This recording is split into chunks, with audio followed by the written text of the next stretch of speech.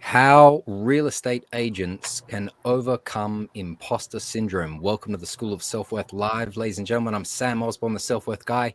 Today is episode number 139, and we are talking about how real estate agents can overcome imposter syndrome. And we are joined with Amanda Schultz, all the way from Ontario, Canada. Amanda, please say hi. Hey, everybody. And Amanda is going to introduce herself in a moment. Amanda and I met through a great contact and friend, and we talked about a few weeks ago and like just networking through Zoom. And now Amanda is going to be asking some questions for real estate agents who experience imposter syndrome. And I'm going to be giving them some ideas that they might want to use to overcome imposter syndrome.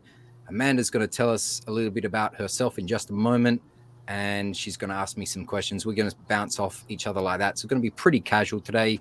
If you've got a question, if you're a real estate agent or you're thinking about getting into it, make sure to comment, ask your questions live. This is going live on YouTube, LinkedIn, and Facebook. So let's get started. So hi again, welcome Amanda. Great to have you here.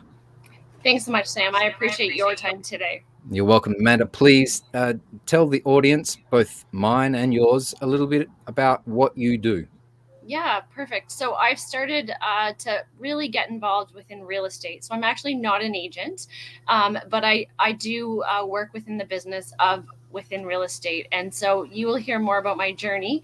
But again, I think it's important, Sam, we share with our viewers that you're all the way in LA and I'm in Canada. And this is how everyone can get out there, can connect, and can put themselves out there to really join alliances and better help people. And I thank you for your time. I tell you what, that is a big point that I make to a lot of people is go, if you're in business, go live, network. And there's no excuse in 2021 that you can't network with anyone around the world through video conferencing. So that's my little tip. But Amanda, let's keep going. Tell us more about what is some of your intentions for this conversation today for your audience? Yeah, absolutely. So you and I have had a conversation. I think it was maybe 30 days ago. And you and I had talked about how you were really out there educating people, talking about this famous word called imposter syndrome.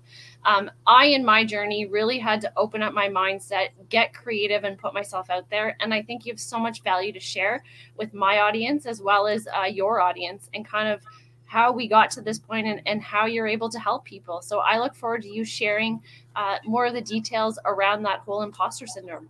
Yeah, sure. Okay, well, so I'll talk generally about imposter syndrome, but I'll try to, Perfect. imagine what it would be like to be a real estate agent or Investor, maybe. investor. Okay, no, for me, financial investing or financial wealth building is probably number two value for me. Number one is education. So I can talk about self-worth and wealth building, and of course, imposter syndrome.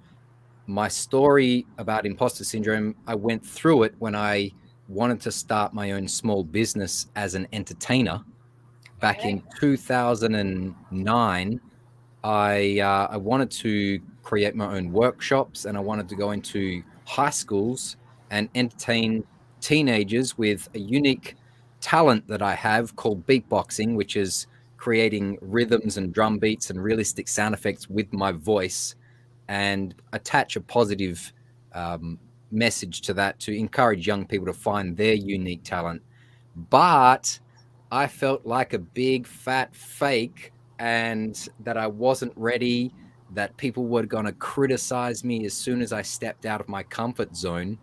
And that's when I felt imposter syndrome, which was this feeling of I'm a fake and I'm not good enough to step out there and put myself on the line. So there's a lot of self-worth issues when it comes to stepping outside of your comfort zone, and imposter syndrome. Like, you feel you have to hide who you really are because you're afraid that people will find out who you really are, that you're a fake, or that you're a phony in some way. Now, here's the thing. Anyone who's done a little bit of study about imposter syndrome will know that the people who go through it actually have the achievements. They actually have the skill level and the intelligence. They do know their stuff, yet in that area of their life, they feel that they're faking it and that it's just a moment or two before their colleagues or their peers will point the finger at them and say, "We know you're faking it and we're going to criticize you." That's the great big fear. Mm-hmm. Okay. So I went through that trying to start my own business. So no matter what venture you are trying to start in your life, whether you're stepping outside your comfort zone, maybe you're going for a new job, maybe you've been given a new position at work, like in a leadership role, it's typical that people might not feel, comfortable, and they feel like, oh my gosh, people are going to find out that they made an error in hiring me.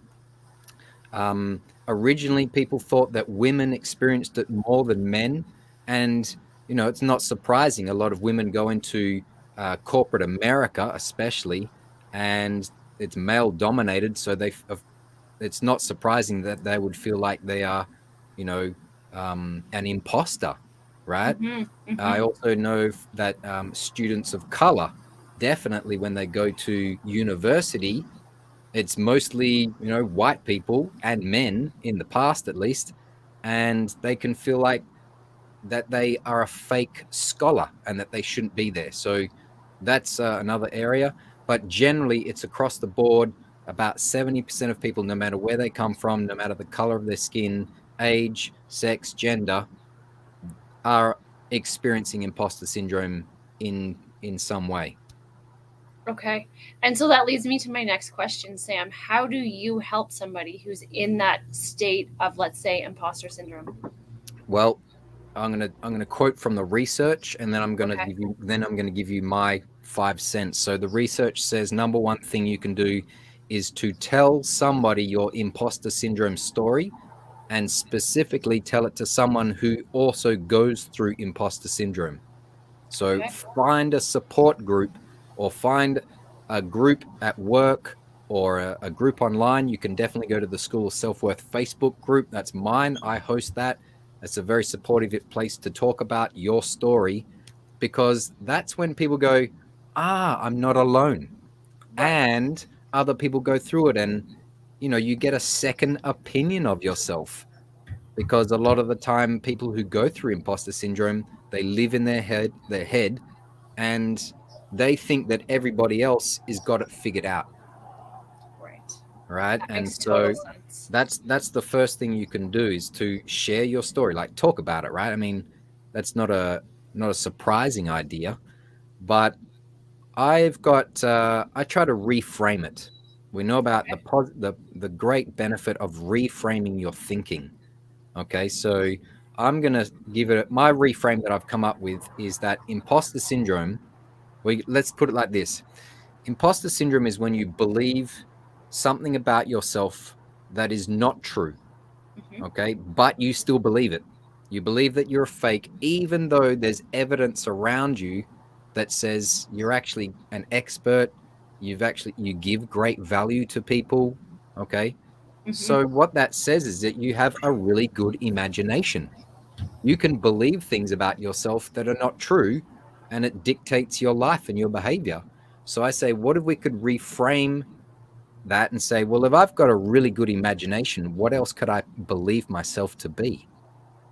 You Okay. could I believe like that. yourself to be a confident person. You could believe yourself to be an authentic expert, someone who really knows their stuff. And you could imagine yourself to become successful, imagine yourself to be successful. So it's Right. really a lot about reframing your thinking, which then influences the actions we take, which then influences our feelings and our beliefs. Does that make So, sense? yeah, I totally agree with that. It's kind of like we let our negative thoughts take over before our positive thoughts. And so we need to actually hyper focus, I believe strongly on those positive, motivational things to move forward, and not allow those crazy demons in your head to Yeah. kind of take over. Yeah. Yeah. I think too much negative thinking is not a good thing, right? You got to I balance. If agree. you just rather than even try and say, I'm only going to think positively, I think that's actually a bit of BS, right? Right. I think what you should do is go, all right, here's all the negative things that I think about. Okay, fine. You do a little acknowledgement of them, but balance it up. For every negative, come up with a couple of positives just to balance that scale. Okay. Mm-hmm. Mm-hmm. It's not saying I'm never going to think negatively again, because we do, right? It's just human nature to have a negative thought. So don't try and push that away, because that's just going to come back later on. So I say, okay, acknowledge the negative, and then, like you say, hyper focus on the positive. I would say, yeah, some people need to, right? Right. Just start listing the positives that are in your life. Like, well, what is the value that you bring? What are some experiences from your past where you achieved something and really served other people, or where you really deserved the accomplishment? And Right. go through your biography like that. Totally makes sense. I think that's very helpful for anyone who's thinking about they're stuck in their thoughts. They don't know the next step. Maybe they feel that they're not good enough. To really reach out and to join those groups, or to find that special friend, and to build off that. Yeah, yeah. All right. What else can we ask? What else can we talk about? Yeah, You want absolutely. more tips about how to overcome imposter syndrome? Yeah. So here's one I mentioned before. Tell your imposter syndrome story to someone. Okay, Mm-hmm. that's one thing. That's acknowledging the negative. Okay. Okay, that's a healthy Awesome. thing to do. Acknowledge the problem, tell your story, get it off your chest. The second thing is, because you have a good imagination and you can believe that you're an imposter, why not use your imagination in another way, like pivot and tell your authentic expert story, which Right. means you got to get good at creative writing. Okay, you Yes. you you've got to create this story about how you are an authentic expert, that you're confident, that you are on the way to success, or the fact you are actually successful and you have been successful many times in the past. Tell that story. Right. That's a that's a creative project, and just by doing that, you activate your creativity, you activate your genius, and you activate your leadership, your executive center. It says, I'm going to direct my life through creative storytelling. Absolutely. And I think what I can add on to that is one of the things I did as I was going through my journey is coming up with that vision board. So, really getting those visionary things that were like dreams, wishes, goals, things that were outside of what I was doing currently, that were bigger than the world I was currently with, and taking those things and really visioning them every day and moving one step forward. I think you might be able to speak a little bit more to that, Sam. Yeah, so the vision board is great. Like, that's a one picture or poster. Yeah. I've got mine on the wall just here, and I'm actually in my cupboard, which is my studio, because it's like I got my clothes here. There's a green screen behind me, but you know what? It doesn't matter where you are or what you've got. You have this ability to make something from nothing. Everyone has the Right. ability to make something from nothing. You can create a vision, you can create Mm-hmm. a story for your future, and look at it every single day until you start to see it manifest in your life. Of course, you've got to get off your butt and do something about it. You can't just say affirmations and visualize it, although that is a great, couple of steps, but do something about it. And you mentioned before the power of networking, and the fact Mm-hmm. that we met and now we're doing this collaboration is, you know, tangible evidence or tangible action that anyone can take to progress in their career, progress in their business, get mentoring. Like you were talking Yeah. about investing and financial wealth building, you can go and find tons of people to talk about, share ideas. And so I believe we live in a period of excellent opportunity for creativity and collaboration, that you might as well use it. I agree. Absolutely. This world is full of different people with different visions. And if you gravitate to others, it's only going to lift you up. Yeah, and it's tangible evidence that you go, right, there's my vision board. Okay, that's a piece of paper. But what about out there in the world? And I go, well, I'm doing it right now with you, Amanda. This is Right. my tangible evidence that I'm successful. Right. And Absolutely. I agree. so I go live pretty much every day, and that's another reference point for I am successful. So I tell myself my mantra, I am successful every single day while I'm doing it, and it starts to become the only thing that I can think of. So the people that are watching this who are interested in, let us say, business or wealth building, you know, make your daily actions evidence for your success, even if they are small steps. I mean, we are essentially doing a live stream. I've pressed click and now we've got a few people watching. That's great. That's like a really adequate amount of success. Right. And if you do that Absolutely. every day, it just builds and builds and grows. So I like this idea of uh, give your project or give your business or your career the love and attention it deserves to grow. Right. I think that is very important for our viewers to really absorb and digest, and that to move forward, even if it's baby steps, you're still moving forward.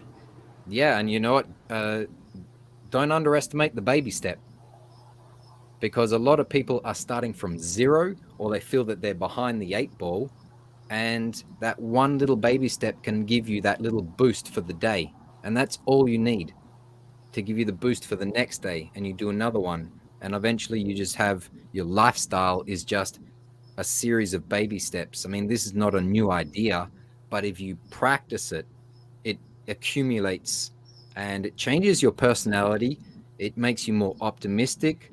It makes you more present to the moment. It makes you, uh, I think, appreciative of what's in front of you. And you start to see more opportunities when you recognize it for what it is. So for me, teaching people about imposter syndrome has been it's something that I cherish, and the more energy and focus I put onto it, the more it grows, Hmm. and I'm more grateful because of that.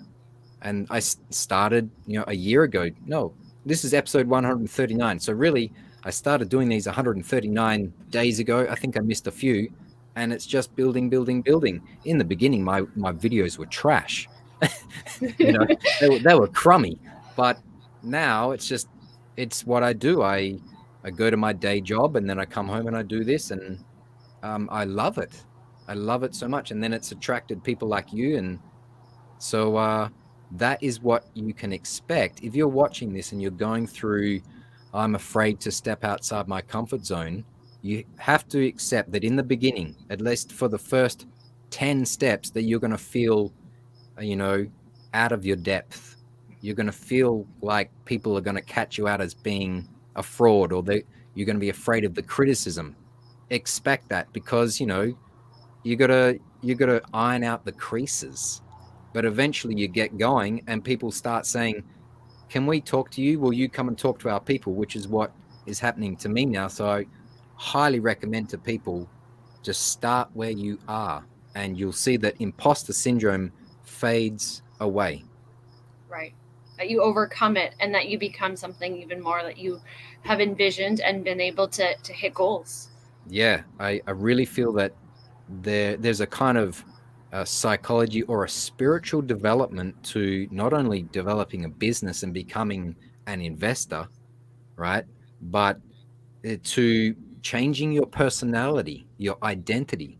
Like if you are associating with being an imposter, you identify in a way as being a victim, Hmm. just a little Hmm. bit, right? You Yep. think, oh, there's something wrong with me and people are going to get me. They're out to get me. But I've noticed that that has moved away as I've gone, I'm just going to keep leading my life. Right. And it's a beautiful thing to do. I really just love it. And I love talking about the transformation that people can go through.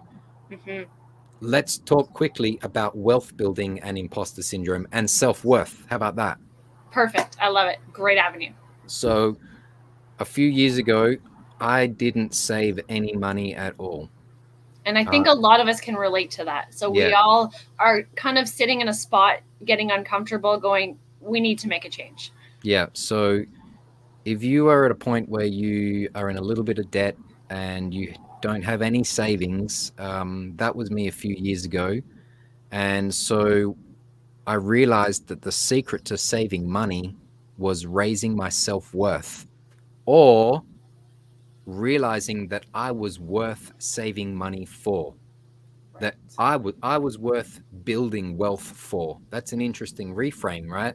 Rather than when I'm rich and have money, I will be able to get these things. It's like, well, hang on a second, you're not there yet. Are you in the future worth saving for? Because in 10 years, I want to say, I'm glad I saved my money. I'm glad I invested my money. And so what I did is I started saving a regular amount of my income. And now I have a nice, amount there. And in the meantime, while I've been building that habit and connecting saving money to self-worth, not only net worth, I have been learning about investing, Right. because now that I've got my savings habit, that's like just in there. I just do it automatically. It then inspires me to learn about investing in the stock market, in government bonds, real estate. It opens your mind because you have built, or as Dr. John Demartini would say, you earn the right to risk. Right. Isn't that beautiful? Like, you've got to earn the right to invest. Right. You got to Absolutely. you got to save first, and before that, you need a job. So I feel that saving money and learning about investing has helped me to build my self-worth and my cash, and has inspired me to want to do more. And now here's the funny thing: imposter syndrome came back for me. Okay. Tell So us about that. 2009 was when it really hit me a lot. I was trying to be a small business owner, and then over the last 10 years, it's gone down, right? Through all of the things that I've been telling you. Then when I started a year ago, I'm going to talk about imposter syndrome and self-worth. I'm looking on Amazon.com at all the people who are published, author, PhD psychologists who are talking about imposter syndrome. Imposter syndrome came back and hit me and went, who are you to talk about imposter syndrome compared to these pros and these experts? So fortunately, I said, well, hang on a second. I know that from what I've learned is you don't have to be an expert. You do not have to be an expert before you start to introduce the material. You can talk Right. about whatever you love, right? Mm-hmm. And I also realized, well, I talked to some of these people. Like, I would send an email to the authors who are Nice. professionals who talk about imposter syndrome, and ask them questions. And some of them still go through imposter syndrome too, Wow. It's even so at interesting how even you at the can height. relate. So, and I then went into various LinkedIn groups, Facebook groups, and I said, I'm doing this research on imposter syndrome. I want to make an online course. What do you guys want to know? What are your problems? And I found that a lot of therapists, speech pathologists, nurses, lawyers still went through it. PhD candidates, Okay. especially, or a lot of people have got this feeling of like, I don't know if I know my stuff, and I'm afraid people are going to find out, even though these people have got street cred, years of experience. I talked to one therapist. She had 30 years experience as a therapist, and she said, when I'm sitting with my clients, I feel like they're about to point the finger and say, you're making it up. That Interesting. that they still felt it after, she still felt it after 30 years. And so I'm guessing there are plenty of professions out there or industries where leaders still feel like they're a moment away from being caught out as being a phony.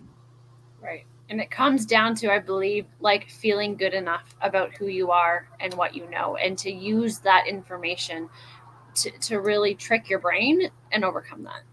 Yeah, so you can do two things. You can do the logical approach, and you can do the emotional, creative approach. So the logical approach would be to take account of all your achievements, check the boxes. All right, look, yeah, I do actually have the street cred. What are the things that I can see and touch? What are the compliments that I get from other people? Collect the evidence. The other thing is to go, all right, how do I deal with the emotions? How do I change the emotions? Tony Robbins would say, change your physiology. And that's at least half of it. I would then say you got to change your imagination, but we'll get into that second. First thing, I mean, Tony Robbins would say, he's always saying, change your physiology, right? So I have a background as a theater and drama teacher, right? So I know that the way you have your body on stage helps you create the character that you play. And you want to play a believable character, right? So you need to look at the character you are playing when you are feeling like an imposter. And it might be that you shrug your shoulders, you speak quietly, your breathing is shallow. So you need to change some of that. You need to tweak. You need to put the shoulders back, walk like someone who's confident, and it starts to trigger off psychological emotions of I am confident, because apparently the brain doesn't know the difference between what it sees and what it imagines. So you can kind of trick the body in by changing your body language. That's something I think everybody can do. The other thing going on from that is to use your imagination to your benefit, right? Right. So whereas imposter syndrome is imagining that there's something wrong with you, you're essentially making believe that you are a fake. I say, well, why not make believe that you are confident? Why don't you make believe that you are successful? Like, you're already a professional make believer, if that's the right term. You already have proven that you are fantastic at believing that you are a certain character. Why not just audition for a different role? Right. And a stronger role. Like the leading role in your That's own right. life.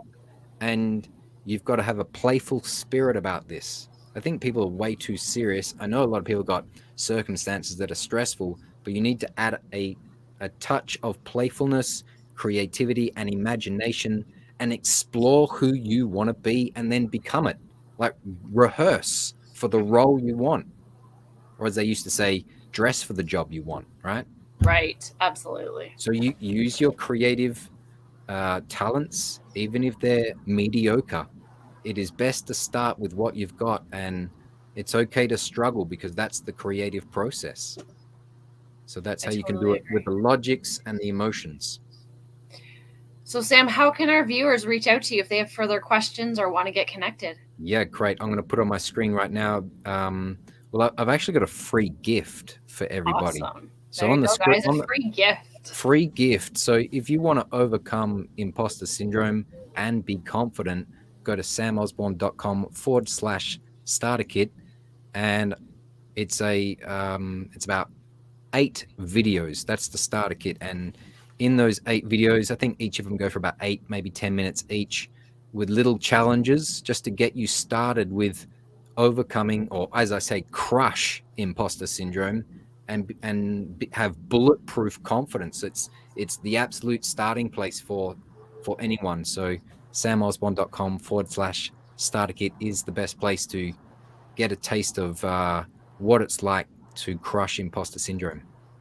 I really appreciate your time, Sam, and I know my viewers really enjoyed this as well today. So thank you so much, and I look forward to connecting with you soon. Amanda, it's been awesome. We'll talk after this. Goodbye to everybody who's Take care, watching. everybody. And yeah, all right. Thanks, Amanda.